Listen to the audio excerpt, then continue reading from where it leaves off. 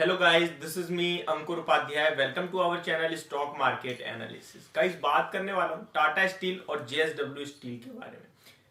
Friday या फिर Wednesday को मैंने वीडियो बनाई थी जहां पे मैंने आप सभी के साथ एनएमडीसी पे वीडियो बनाई थी और आप सभी के साथ कुछ चीजें शेयर करी थी कि एल्यूमिनियम कमोडिटी में एल्यूमिनियम का प्राइस जो है 2008 के बाद अपने फ्रेश हाइस लगाता हुआ दिख रहा है, लेकिन इंट्राडे में कहीं ना कहीं प्रॉफिट बुकिंग आती हुई दिख रही है, जिसके चलते मैंने एनएमडीसी पे बाय रिकमेंड करा था और स्टॉक भी करीब करीब 5.5% के करीब तेज होता हुआ दिखा था हम सभी को।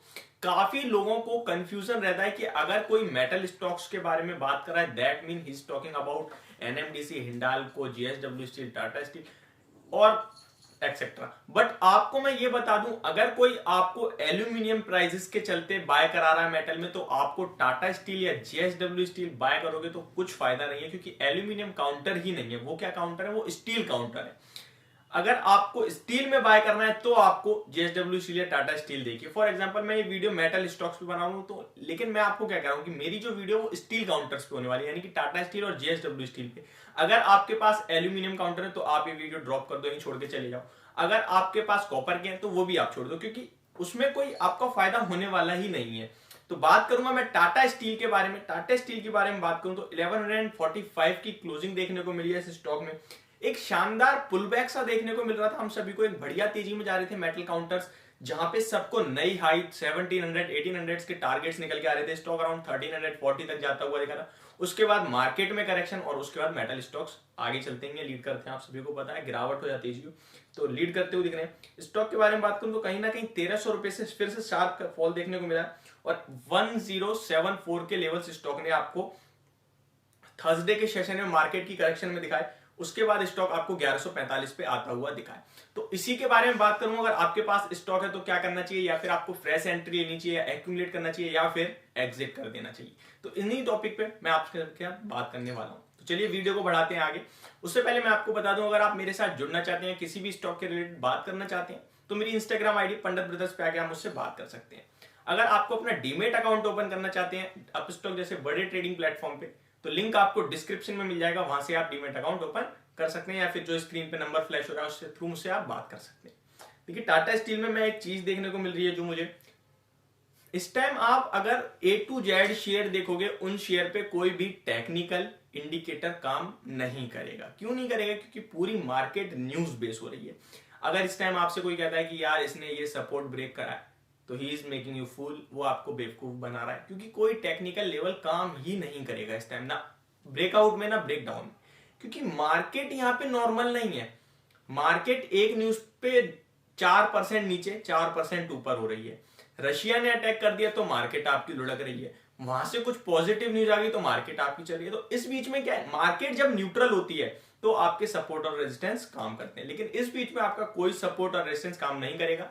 ये मैंने आपको फ्राइडे की वीडियो में क्लियर कट बोला था टाटा मोटर्स में। तो अभी आपको सिर्फ और सिर्फ एक चीज पे फोकस करना है, वो ये लॉन्ग टर्म स्टोरी खेलनी है, लॉन्ग टर्म प्ले करना है। अगर आप एक ट्रेडर है तो पहले तो आप कोशिश करिए आप अपनी पोजीशन सेम डे कट करेंगे, क्योंकि हमें नहीं पता 3:30 बजे से लेकर सुबह 9:15 के बीच में कौन सी न्यूज आ जाए जिसके चलते हमें गैप डाउन या गैप अप देखने को मिले। छोटा मोटा गैप डाउन या गैप अप नहीं हो रहा है, 300 350 पॉइंट्स का गैप अप या गैप डाउन होता है, तो इसके चलते आपकी रिस्क बहुत बड़ी हो जाती है, आप बहुत बड़ी रिस्क कैरी फॉरवर्ड करके जाते हैं। तो पहली सलाह तो यही होगी कि अगर आप ट्रेडर हैं तो ओवरनाइट पोजीशन कैरी बिल्कुल ना करें। दूसरी बात, अगर आप medium term to long term निवेशक हैं तो आप अपने लेवल्स, अपने स्टॉक को टाइम दीजिए, अपने स्टॉक को रिव्यू करिए कि वो आपका stock first of all quality stock होना चाहिए, सेकंड लार्ज कैप होना चाहिए। अगर लार्ज कैप भी नहीं है वो जिस भी फील्ड में, तो उसके पीयर कंपैरिजन में वो मार्केट लीडर होना चाहिए अपने पीयर में। तो ये सारी चीजें आपको कहीं ना कहीं फोकस में रखनी चाहिए। थर्ड थिंग, आपको ये भी अपने अंदर कहीं ना कहीं एक अपने आप को होप देनी होती है। जैसे मार्केट गिर रही है तो आपको पेशेंस नहीं खोना, डरना नहीं है। अगर आपको वो स्टॉक, फॉर एग्जांपल आईआरसीटीसी जिसके बारे में मैं काफी ज्यादा बात कर रहा हूं आजकल, 800 रुपए पे क्लोजिंग दिया, अगर वो स्टॉक 650 पे भी आ जाएगा तो आप नहीं बेचोगे, क्योंकि अगर आपने बेचना है डर के मारे तो आप 800 पे बेच दो भाई, क्योंकि वो स्टॉक 700 650 जा सकता है। ये एग्जाम्पल था केवल। तो मैं ये कहना चाहता हूं कि इस मार्केट की करेक्शन में करेक्ट हो रहा हो उस टाइम आप बेको लॉस बुक करके, तो गलत है। इससे बढ़िया आप अभी बेच दो, क्योंकि मार्केट में कुछ भी हो सकता है, क्योंकि फेड रेट हाइक्स भी आ सकते हैं, उसके चलते मार्केट में प्रेशर देखने को मिलेगा। एफआईआई कंटिन्यू सेलिंग चल रही है जिसके चलते प्रेशर देखने को मिलेगा। फ्राइडे के सेशन में जब मार्केट 400 पॉइंट अप थी, वहां भी 4,500 करोड़ की एफआईआईस की तरफ से सेलिंग होती हुई दिखी।